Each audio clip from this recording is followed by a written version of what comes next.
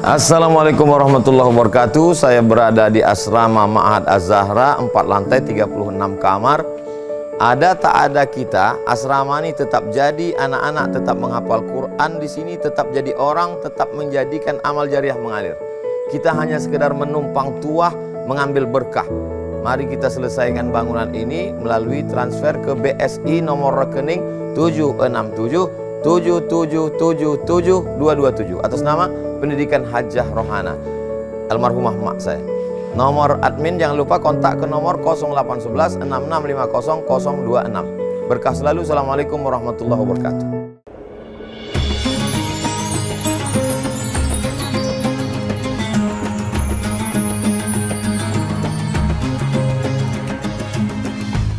Al-Bazinjan syifaun min kulli da.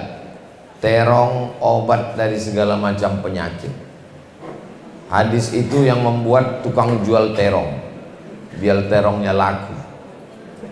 Ada lagi hadis bunyinya, hadis palsu itu. Ada lagi hadis bunyinya, sayati rajulun min ummati, akan datang seorang laki-laki di tengah umat ini, adarru min iblis, lebih bahaya daripada iblis. Ismuhu Muhammad bin Idris, namanya adalah Muhammad bin Idris. Muhammad bin Idris itu maksudnya Imam Syafi'i, lebih bahaya daripada iblis. Yang membuat hadis itu adalah pengikut fanatik dari mazhab Hanafi. Jadi cerita masalah agama ini bukan hanya zaman sekarang. Di zaman salaf, salaf itu artinya 3 abad pertama, abad 1, abad 2, abad 3 itu disebut dengan salaf. Sedangkan yang sekarang ini disebut dengan khalaf. 3 abad pertama namanya salaf. Sedangkan yang sekarang 4, 5, 6 sampai sekarang abad ke-15 Hijriah ini namanya khalaf. Siapalah yang menyelesaikan konflik ini? Yang menyelesaikannya adalah imam-imam ulama dari kalangan ahlus sunnah wal jamaah. Datanglah seorang laki-laki, umurnya ketika itu belasan tahun. Datang dia melaksanakan haji ke Makkah. Habis itu dia ziarah ke kota Al-Madinah Al-Munawwarah. Sampai di Taman Raudhah, dia pun tertidur, mimpi datang Nabi Muhammad sallallahu alaihi wasallam. Dalam mimpinya itu dia mengkibaskan kipas menghalau lalat. Dia terbangun, ditanyakannya kepada ulama, apa makna mimpiku itu? Kata ulama, mimpi kau mengkibaskan kipas menghalau lalat, artinya menghilangkan hadis-hadis palsu dari ajaran Islam.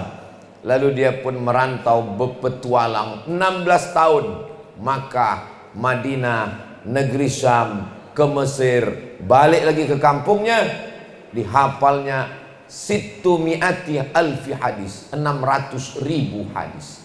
Diseleksi-seleksinya hadis palsu, hadis sahih, tinggal di kepalanya 300.000 hadis. Diseleksi yang sahih-sahih saja, yang terpenting-penting saja, dibuatnya dalam satu kitab.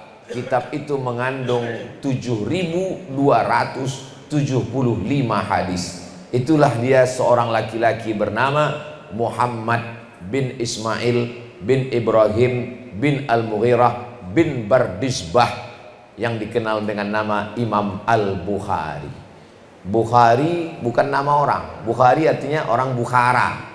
Kalau orang Makkah Al-Makki, orang Bukhara Al-Bukhari, orang Madinah Al-Madani, orang Natuna tak boleh jadi Al-Natuni, hilang A-nya, Natunawi.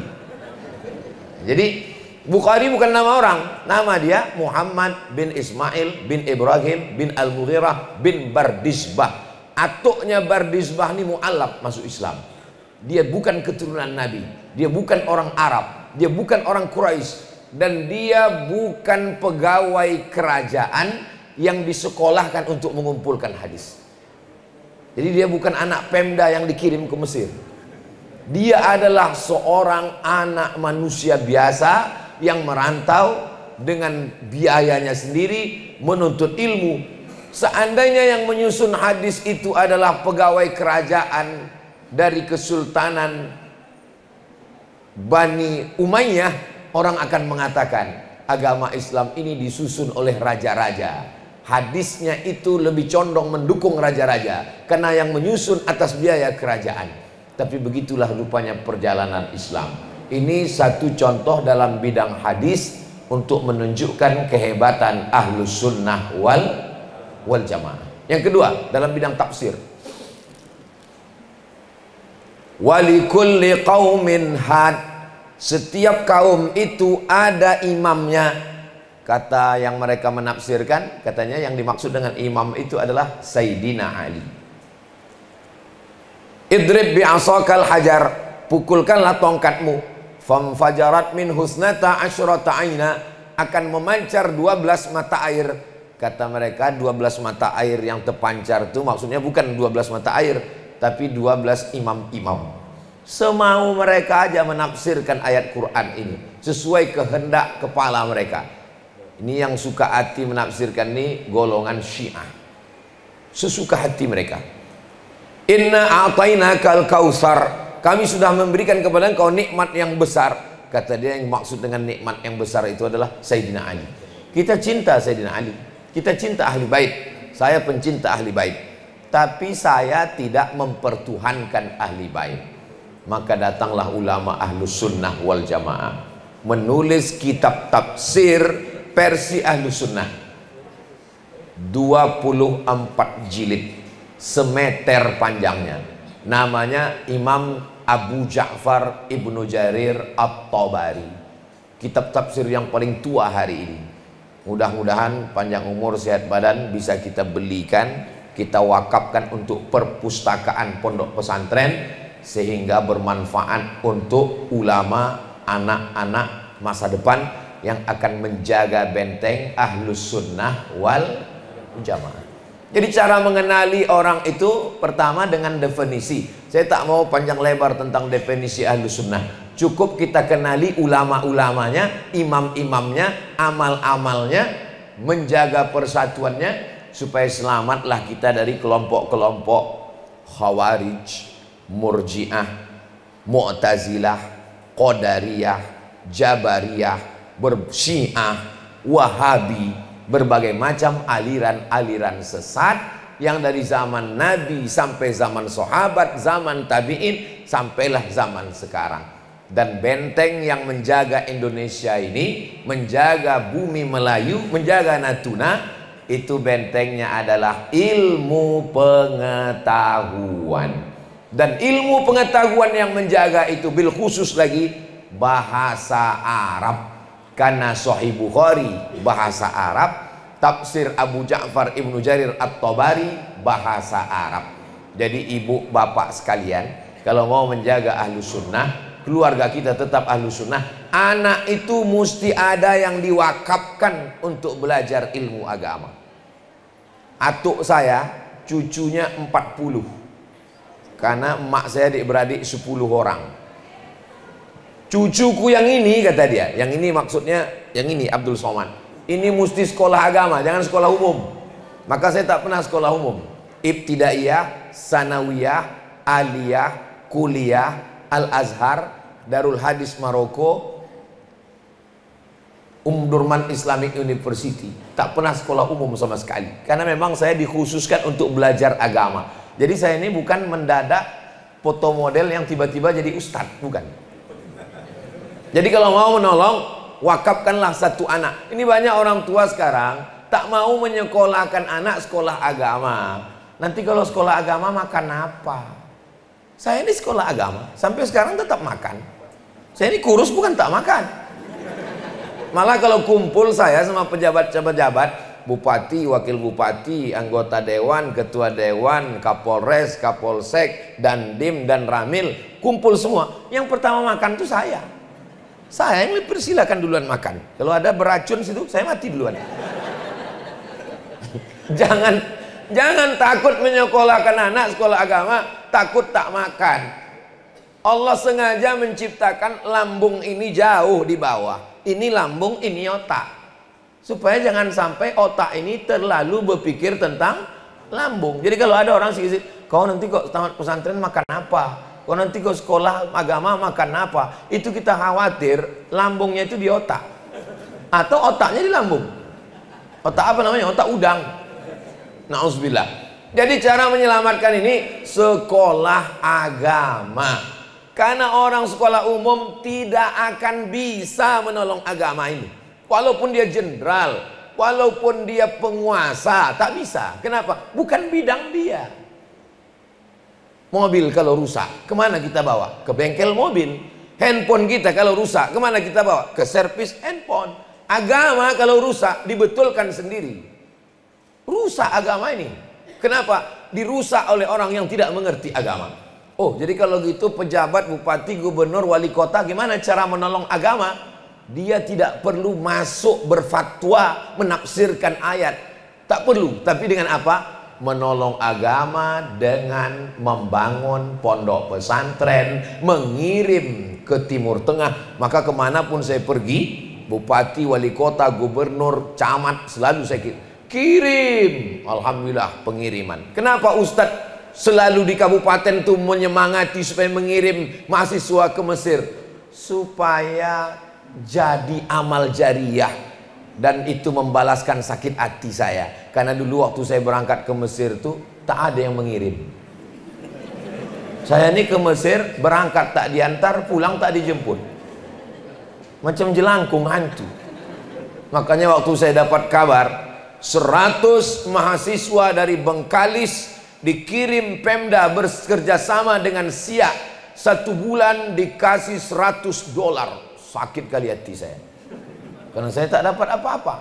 Maka sekarang di mana-mana saya ceramah, saya support. Bayarlah zakat ke Basnas, duit Basnas kirimkan mahasiswa ke Mesir. Bayarkanlah zakat ke Basnas, duit Basnas bangunkan ke pondok pesantren, masuk asnaf fisabilillah. Untuk apa? Menjaga ahlus sunnah wal jamaah. Assalamualaikum Ustadz Somad. Waalaikumsalam. Tolonglah ini Pak Ustadz. Apa masalahnya Ustadz? Yang menelpon ini Ustadz juga. Keponakan saya sekarang ini sedang di rumah saya. Ayahnya meninggal, ayahnya hidup ada di rumah. Terus mau dibunuh ayahnya. Loh, kenapa mau dibunuh ayahnya? Diguntingnya semua kaki celana ayahnya. Karena menurut pengajian dia, ma asfalal ka'baini finnar. Semua yang di bawah mata kaki masuk neraka. Ini kalau ditengok mata kaki Pak Wakil yang mata kaki terbuka, Pak Bupati tertutup mata kaki. Jadi dulu orang kalau berjumpa yang ditengok tuh datang nampak muka, balik nampak pundak. Dulu begitu. Sekarang orang kalau jumpa tengok mata kaki. Masuk neraka, masuk neraka. Saya bilang, anak kemanakan kau ini masuk pesantren? Tidak. Disitulah akar masalahnya. Seandainya dia sekolah agama, dia tahu hadis tentang itu. Ma asfalal ka'baini finnar. Yang di bawah mata kaki masuk neraka. Tapi dia tidak mengambil kesimpulan dari satu hadis. Dia akan baca kitab. Ditengoknya ada hadis lain. Abu Bakar Siddiq jubahnya lewat mata kaki. Dipanggil sama Nabi. Kata Abu Bakar, ya Rasulullah, macam mana statusku ini? Jubahku ini kan di bawah mata kaki. Kata Nabi, lasta minal khuliala. Kau memang di bawah mata kaki, tapi kau tak masuk neraka karena tidak sombong. Jadi yang masuk neraka itu kalau kaki celana, jubah, kain sarung yang di bawah mata kaki karena sombong. Apa hubungan sombong dengan pakaian di bawah mata kaki? Karena zaman dulu raja-raja itu untuk menunjukkan kesombongannya dibuatnya jubah tuh panjang. Tengoklah raja-raja Eropa, raja-raja bangsawan-bangsawan, bangsa yang hidup di awan. Kalau mereka punya pakaian itu panjang macam jubah Superman, Batman, Wonder Woman dan Spiderman. Untuk menunjukkan apa? Menunjukkan dia kaya raya. Jadi sebab dilarang jubah kaki celana, mata kaki, lewat mata kaki itu karena sombong. Kalau tak sombong tak apa-apa, kata Imam Nawawi. Kalau tak sombong tak apa-apa. kata Imam Sun'ani dalam kitab Subulus Salam Syarah Bulughul Maram. Kalau tak sombong tak apa-apa, kata Syekh Yusuf Al-Qardawi dalam kitab Kaifa Nata'amal Ma'as Sunnah. Itulah yang kami pelajari di Al-Azhar Mesir. Tapi payah kita menjelaskan ini karena orang tak pernah belajar agama. SMP, SMA, S1, ekonomi, politik, macam-macam jurusan. Masuk PNS, jadi bisnismen, pengusaha, tak pernah tahu sama agama. Di umur 30, 40 mulai rindu ke agama. Belajar agama tak pula ke guru, mendengar radio. Di radio itu terdengar ustadz, potonglah kaki celana. Itulah yang ditonton. Ditonton Ustadz Somad, channelnya tak bagus pula. Sering macet-macet. Ini yang kameranya bagus, ini yang bagus. Akhirnya terikut-ikut. Kalaulah mengaji itu ke guru yang bersanad, ke guru-gurunya, maka insya Allah selamat. Hari ini orang risau. Maka ketika risau, disuruhlah Ustadz Somad menjelaskan. Saya datang ke Natuna berapa tahun sekali? Setahun sekali. Itu pun kalau tak ada halangan angin kencang. Pernah juga saya mau datang batal karena tak bisa terbang pesawat. Hari ini alhamdulillah bisa berjumpa dengan Bapak Ibu sekalian. Di airport tadi luar biasa, sambutan ramai sekali. Rupanya menyambut Ketua Basarnas.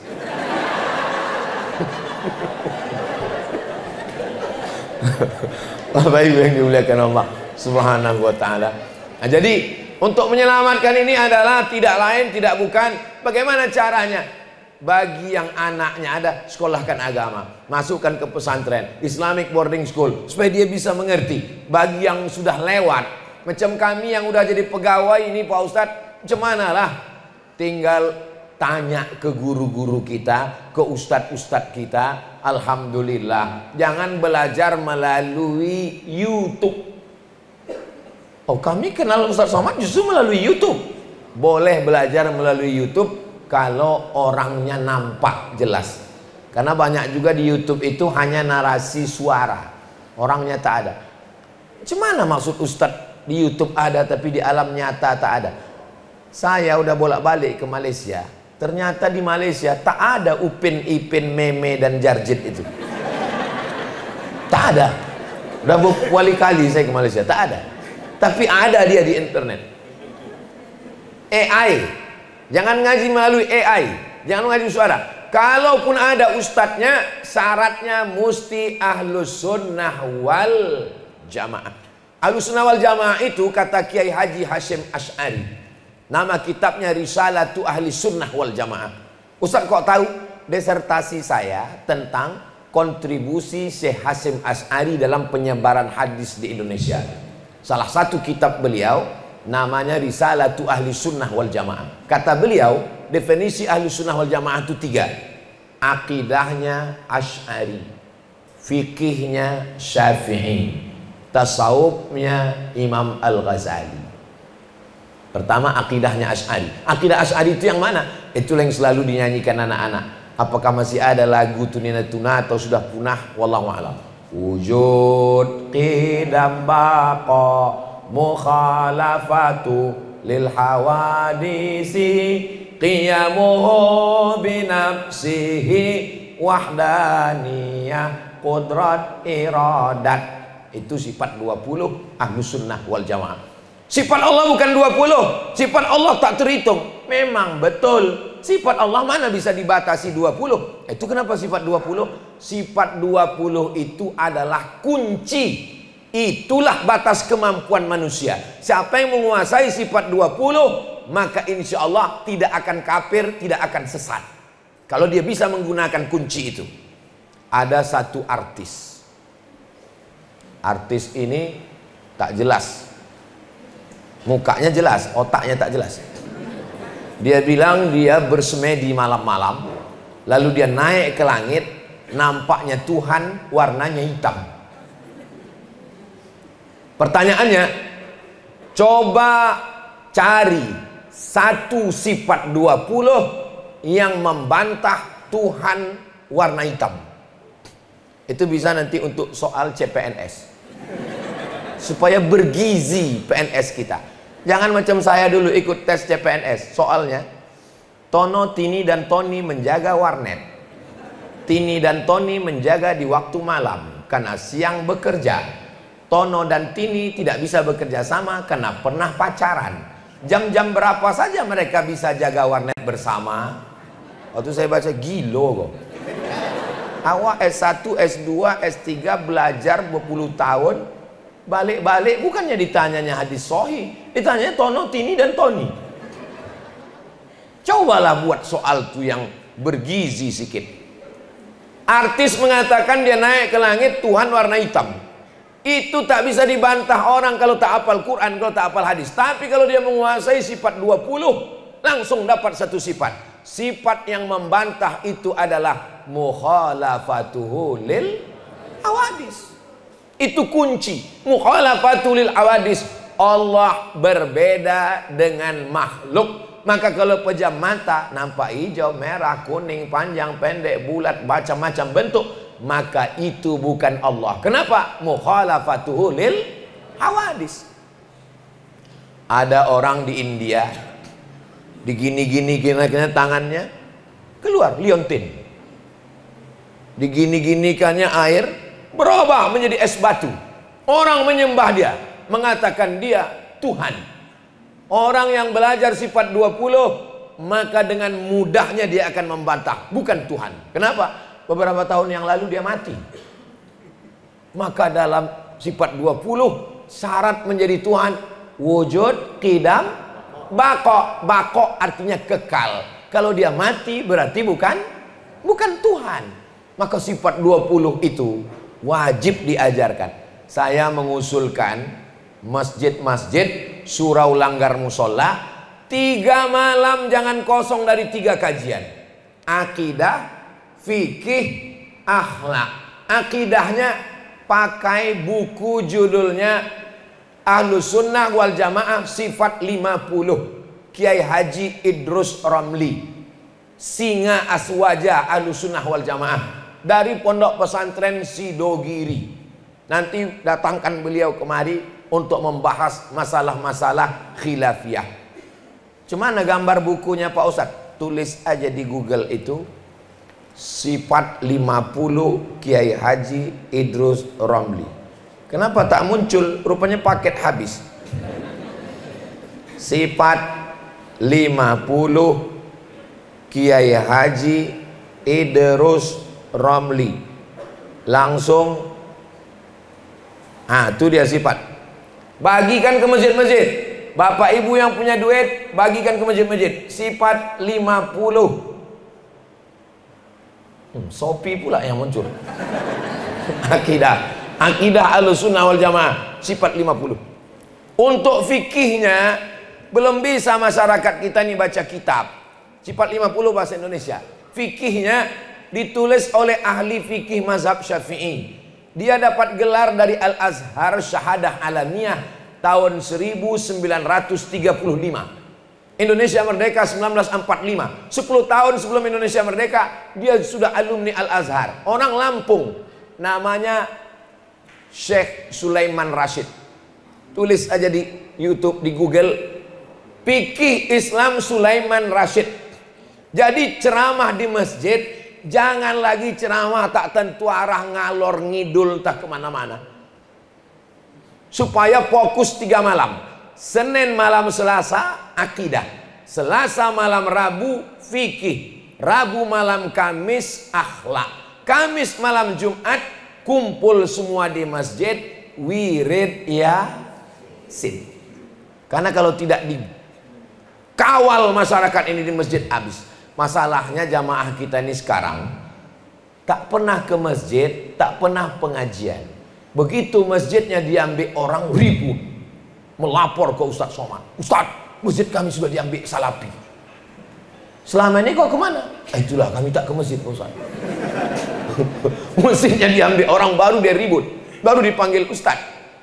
Ini tak betul. Kalau kita sayang sama masjid kita, ambil masjid kita. Masjid itu kalau sampai diambil Muhammadiyah, hilang kunutnya. Kalau masjid itu diambil NU, hilang sendalnya. Kalau masjid itu diambil salafi, hilang semuanya. Ini kalau dipotong nanti habis saya dihujat orang. Saya tak peduli. Tak peduli saya. Masjid ini mesti dijaga, jangan sampai diambil orang. Ketuanya, pengurusnya, bendaharanya. Ini kadang di masjid, daftar pengurus masjid 40 orang. Pengurus itu aja datang cukup untuk sholat Jumat. Satu pun tak ke masjid. Diambil orang masjidnya, baru dia ribut. Orang memang tak punya masjid, sedang sibuk mencari masjid. Maka ini perlu masyarakat ini diajak balik mengaji ke masjid. Ini pengajian Maulid Nabi. Maulid Nabi jam 10 baru mulai pengajian. Sebelum jam 10 tuh ya Hanana, ya Hanana, ya Hanana, ya Hanana, ya Hanana, ya Hanana sampai jam 10. Habis itu barulah mulai penceramah 1, penceramah 2, penceramah 3, barulah penceramah inti jam 12. Selesai pengajian jam 1, subuh 1 pun tak ada ke masjid. Apa ini? Saya kalau buat pengajian dari maghrib ke isya. Kenapa saya buat pengajian dari maghrib ke isya? Supaya masyarakat paling tidak sembahyang 2 kali. Sholat maghrib berjamaah, sholat isya berjamaah. Tabligh akbar penting, tabligh akbar. Tabligh akbar dibuat cepat-cepat. Supaya apa? Supaya cepat selesai pulang ke rumah. Hadrah penting. Ya Hanana penting, karena itu seni. Lagu Ya Hanana termasuk lagu kesukaan saya. Dinyanyikan itu untuk apa? Untuk menggantikan keyboard tunggal, keong racun, kucing garong, cinta satu malam, selimut tetangga, pulang-pulang berbadan 2. Itu seni Islam. Hadrah, maulid, bagus, tak ada salahnya. Ini pentingnya. Maka yang 3 ini kuncinya. Akidahnya Asy'ari, fikihnya Syafi'i, tasawufnya Sunni, bukan falsafi. Tuhan itu duduk di atas arsy. Di mana Tuhan itu? Di atas.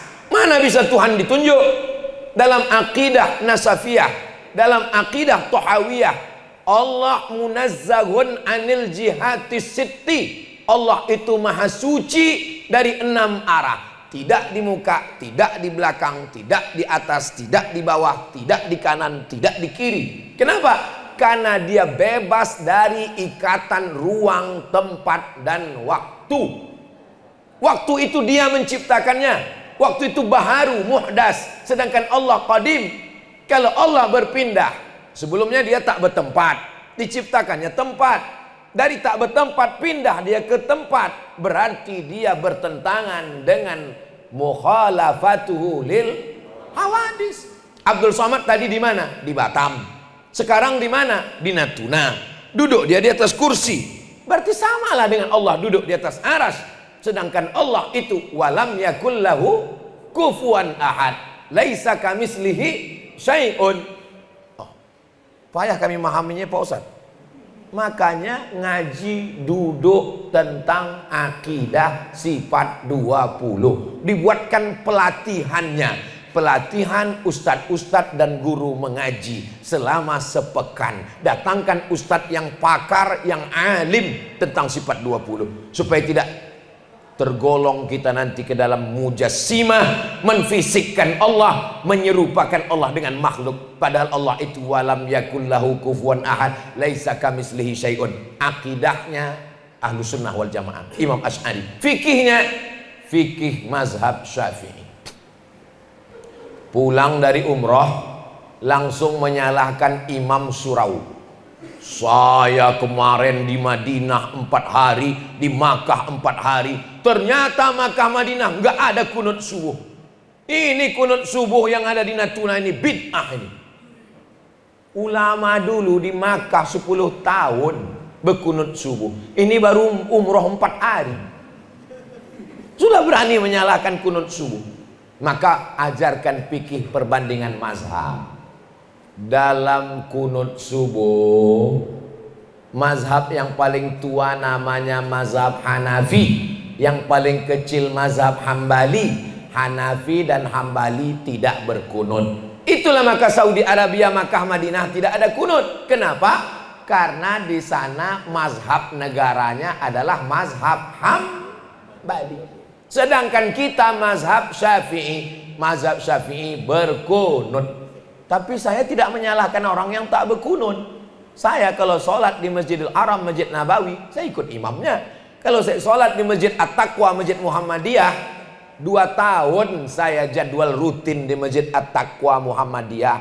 Di belakang Ramayana, Pekanbaru, rutin saya mengaji zuhur. Di Masjid Akramun Nas Undri, Muhammadiyah yang mendirikan masjid itu, Pak Muhammadiyah namanya. Dia alirannya Muhammadiyah. Saya tidak mau jadi imam. Kalau saya ceramah subuh di Masjid Muhammadiyah, tak mau saya jadi imam. Kalau diminta, Ustaz Somad maju ya. Batu saya bilang. Kenapa? Karena saya tahu jamaahnya Muhammadiyah, mereka tak berkunut. Saya tak mau merusak persatuan. Tapi kalau di masjid dekat rumah saya, di masjid subuh Rabu pengajian Riyadhus Shalihin, saya maju ke depan, saya baca kunut subuh. Alhamdulillah Pak Ustadz, kami udah tak kelahi lagi masalah kunut subuh. Kenapa? Karena tak ada lagi yang sembahyang subuh.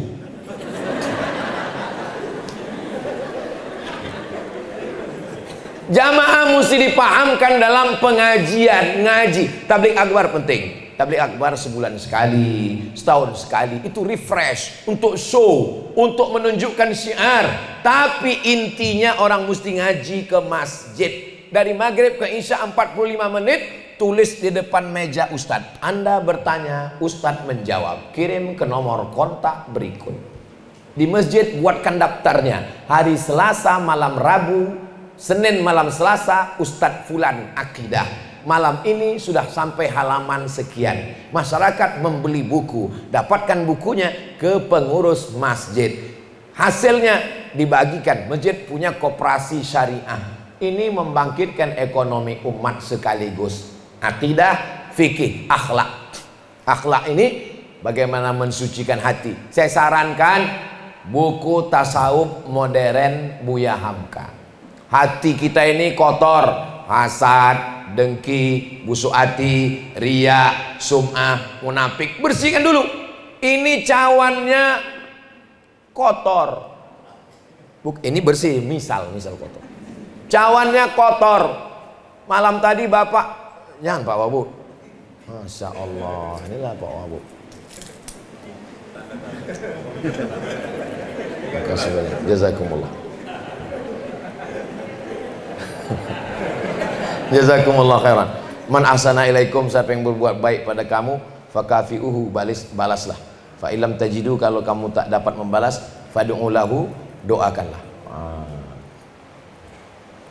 Udah direkam tadi. Misalnya cawan kotor, balik dari Makkah umroh, dituangkan ke cawan itu air zam-zam. Air zam-zamnya bisa tak diminum? Tak bisa air zam-zamnya diminum, karena cawannya bekas abu rokok. Malam tadi Bapak nonton Manchester United, tak bisa dipakai. Jadi bagaimana caranya? Bersihkan cawannya, cium hilang bau sabunnya, bau tuang air zam-zamnya, baru bisa diminum. Rasakan. Begitulah hati ini. Tak bisa hati yang kotor diisi dengan zikir la ilaha illallah. Kenapa? Karena masih kotor. Bersihkan dari hasad, bersihkan dari dengki. Setelah bersih, proses pembersihan itu namanya tahalli. Tahalli kosong. Setelah bersih, baru diisi dengan yang baik, namanya tahalli. Setelah tahalli, terasa manisnya, rasanya itu namanya tajalli. Diminum rasanya. Bagaimana rasanya? Amazing. Itu tasawuf. Tapi ada orang yang bertasawuf tidak sembahyang. Waktu ditanya, kau kenapa tak sembahyang? Aku tak putus hubunganku dengan Allah.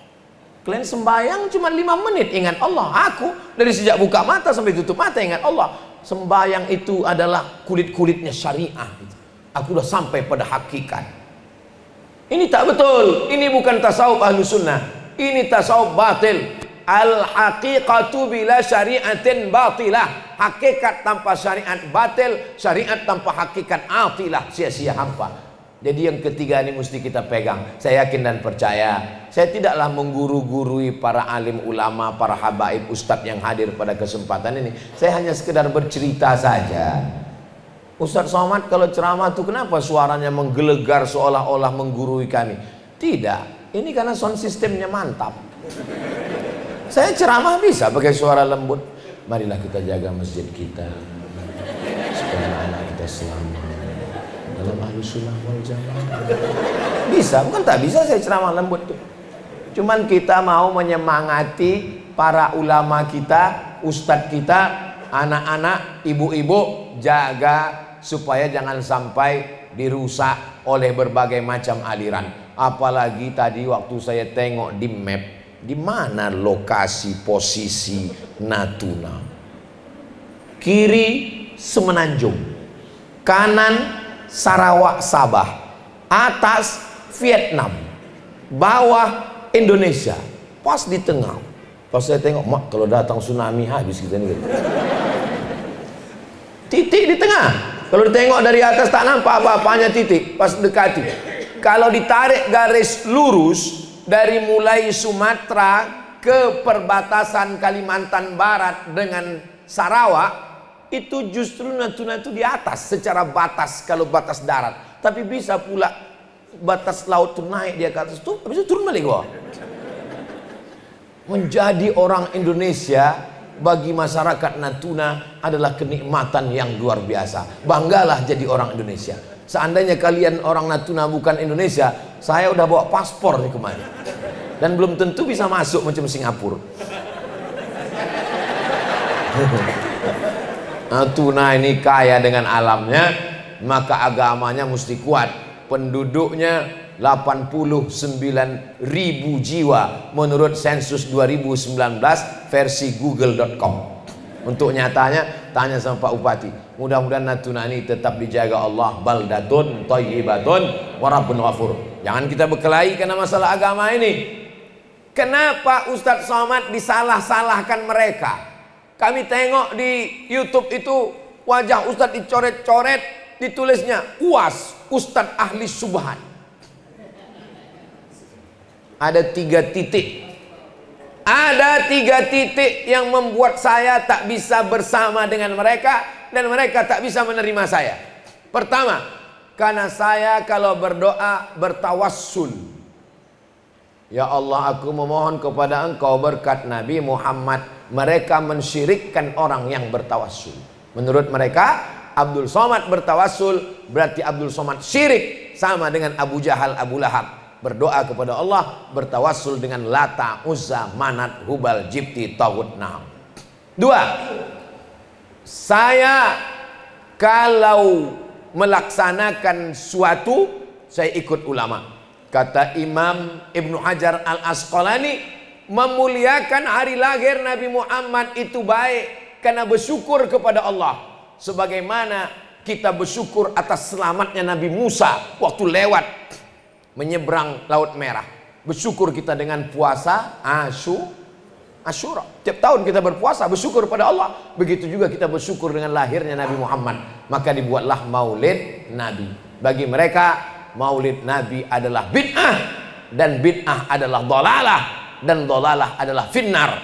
Maka Abdul Somad membuat maulid berarti Abdul Somad sesat, Abdul Somad masuk neraka.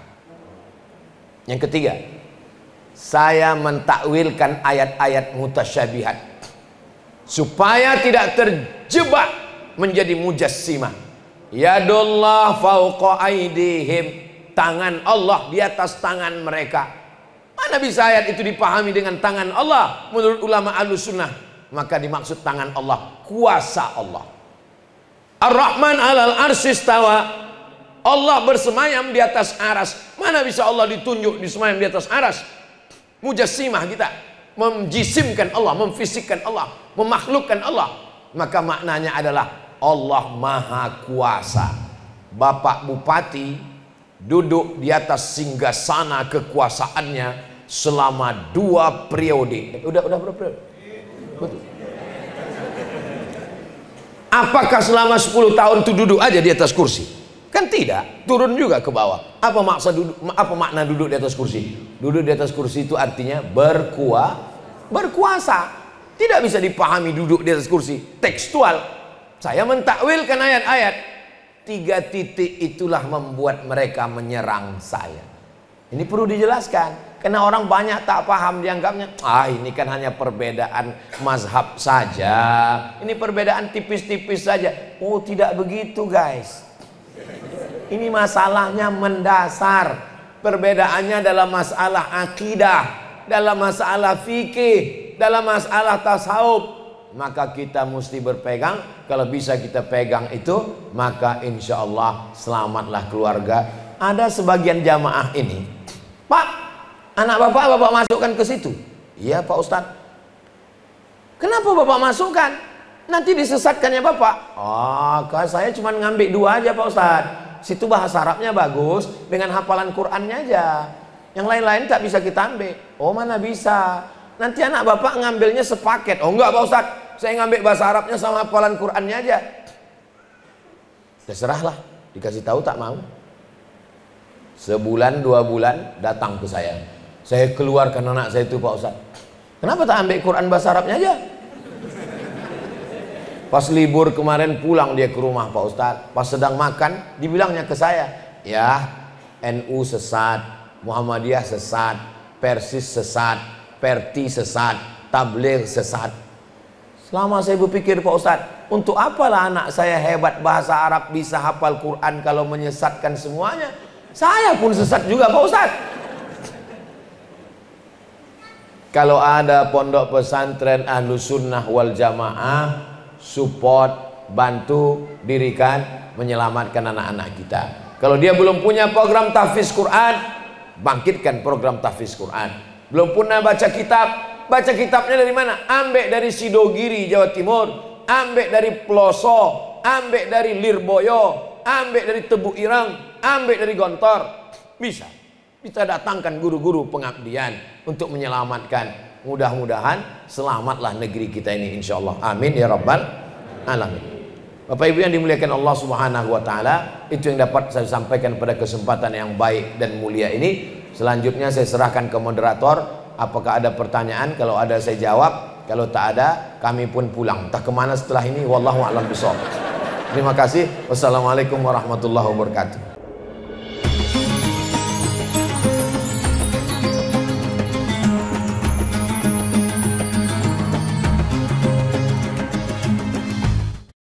Assalamualaikum warahmatullahi wabarakatuh. Jamaah dimanapun berada, saya sedang bersama dengan santri-santri penghafal Quran Pondok Pesantren Tahfiz Quran Az-Zahra. Mari kita support Pondok Pesantren Tahfiz Quran Az-Zahra gratis melalui donasi Bank Syariah Indonesia (BSI).